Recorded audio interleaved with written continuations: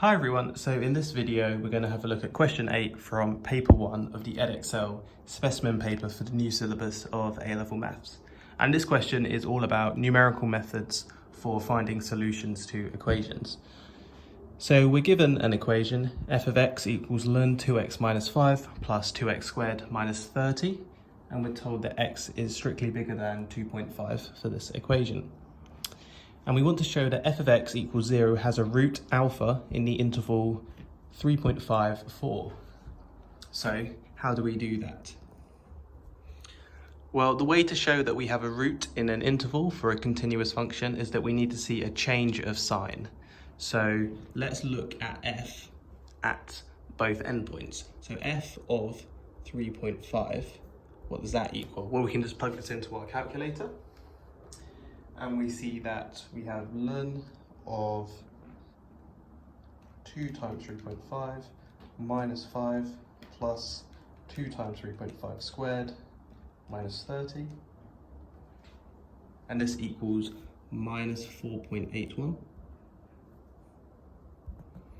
And then if we look at the other boundary, f of 4, let's plug that in. So ln of 2 times 4 minus 5 multiplied by plus 2 times 4 squared minus 30 equals 3.10. So this is less than 0, this is greater than 0. So we have a change of sign.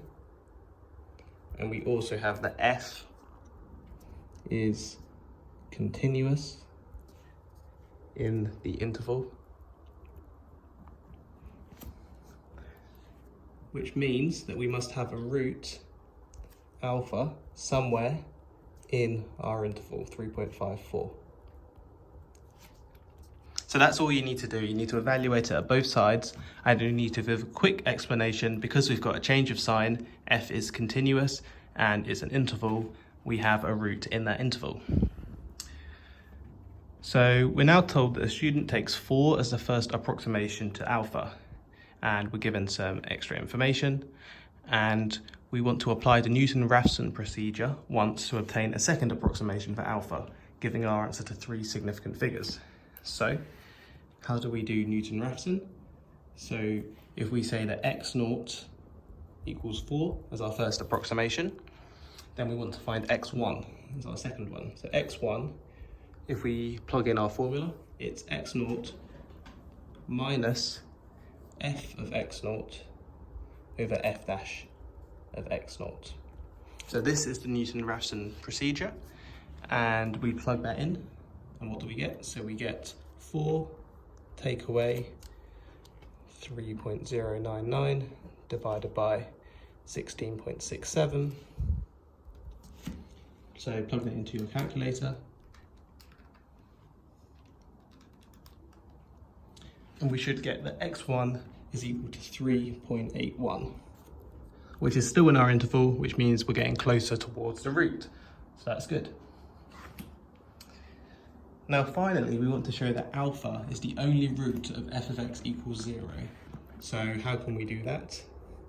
So if f of x equals 0, let's write that down. So that means that ln of 2x minus 5 must equal 30 minus 2x squared, because if this equals 0 up here, we can just move that, the 2x squared minus 30 to the other side.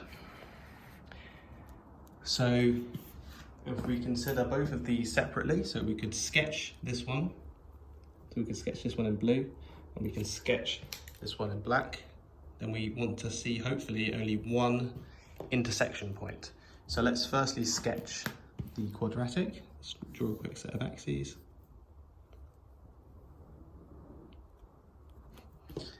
So let's do the quadratic first. This is x, this is y.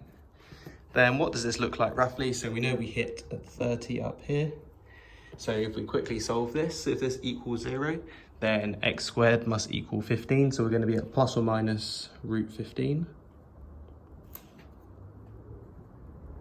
And it's a negative parabola, so it's going to look something like this. So imagine that hits there.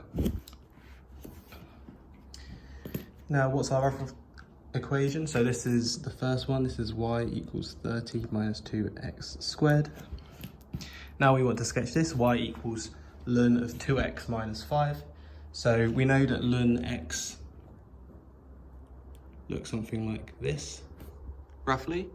And what have we got? So we've got a 2x minus 5, so we're shifting it to the right, and there's a bit of a stretch involved, but that's okay. So it's just going to be something like this, roughly, where this is our only intersection. So because of this graph goes off to infinity, these graphs go down here, this goes down to 0, there's no other way that they could intersect. So this is the only solution